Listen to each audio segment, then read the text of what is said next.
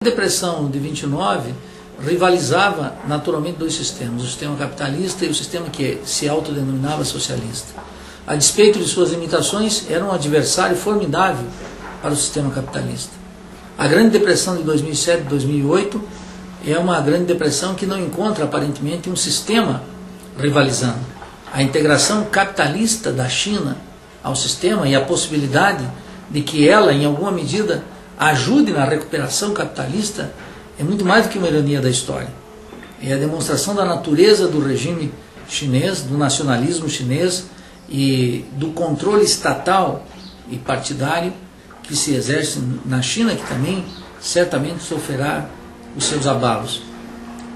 Na Europa, os trabalhadores e suas organizações, os partidos de esquerda, estão naturalmente vivendo um grande refluxo, uma grande ressaca das transformações produtivas ocorridas na economia e do combate feroz que as classes dominantes, os empresários e o Estado capitalista desenvolveu contra as organizações sindicais e os partidos socialistas. A África também não existe um poderoso movimento de massas, o movimento de libertação nacional dos anos 60 perdeu impacto, perdeu força, perdeu lucidez, e somente na América Latina é que nós estamos observando a erupção disso que eu chamo nacionalismo revolucionário, que se preparou melhor do que outras regiões para enfrentar a crise. Portanto, países como a Venezuela, o Equador, a Bolívia têm instrumentos estatais e força política, coesão social para enfrentar isso, para enfrentar essa crise, tornando os efeitos menos perversos. E mostram, de alguma maneira, como o mundo em crise permite e exige alternativas populares.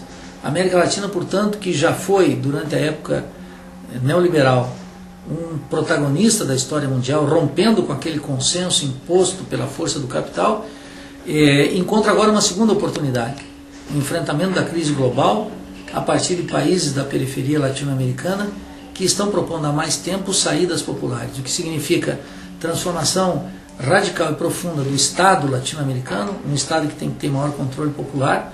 Segundo, regimes que têm maior respaldo na sociedade, é o caso da Venezuela, é o caso da Bolívia, é o caso do Equador, e uma ordem jurídica e transformações econômicas que favoreçam o controle da sociedade sob os instrumentos de coerção política, de convencimento intelectual e, sobretudo, de apropriação da riqueza.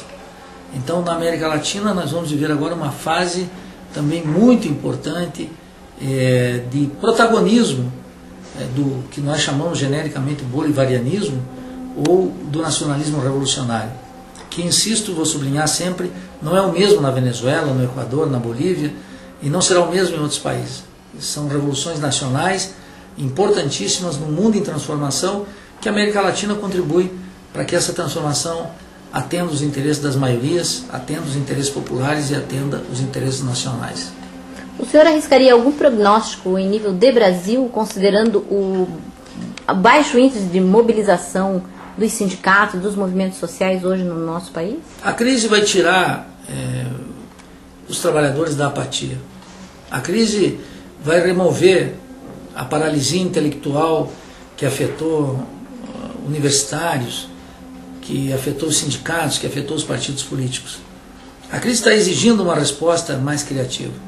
O segundo aspecto é essa ideia ainda dominante que a crise não será tão intensa no Brasil, será devastadora no Brasil. Entre outras razões, pelo simples fato de que essa é a economia de desenvolvimento capitalista relativo mais avançado da América Latina. E aqui será mais intenso.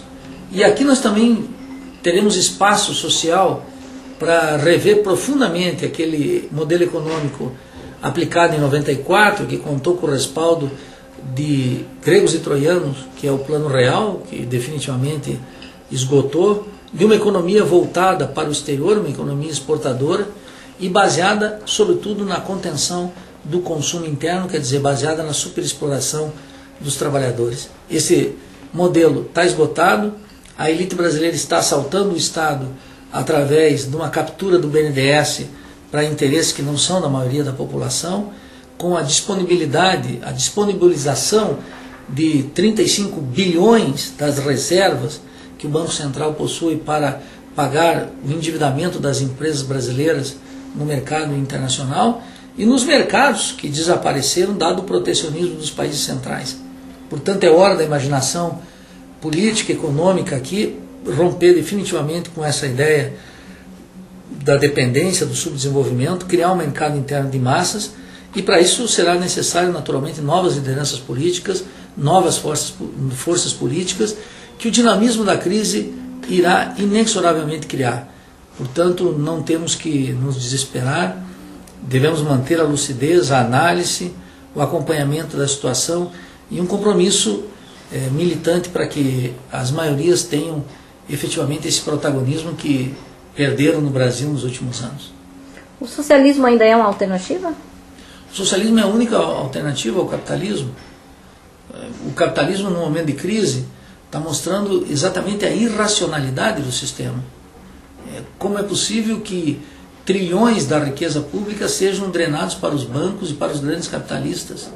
Como é possível que o Estado tenha mantido um grau de cumplicidade com a violação da legislação, com a Constituição, com os interesses republicanos em tal escala?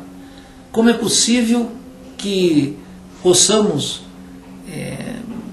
manter a hegemonia da economia a partir das esperanças na iniciativa privada, que precisamente agora se revela incapaz de sair da crise, com um grau de endividamento muito grande, com escassa capacidade de inovação, com nenhuma sensibilidade social para os milhões de trabalhadores que irão perder tudo nessa crise.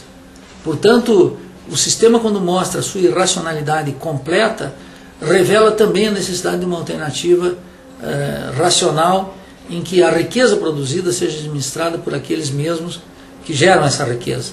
Esse sistema, a despeito de todos os adjetivos que possamos dar em função da evolução histórica, ainda se chama socialismo. Que tipo de socialismo? Esse é o debate que nós vamos fazer, esse é o debate que as sociedades latino-americanas estão fazendo, que a sociedade mundial está fazendo.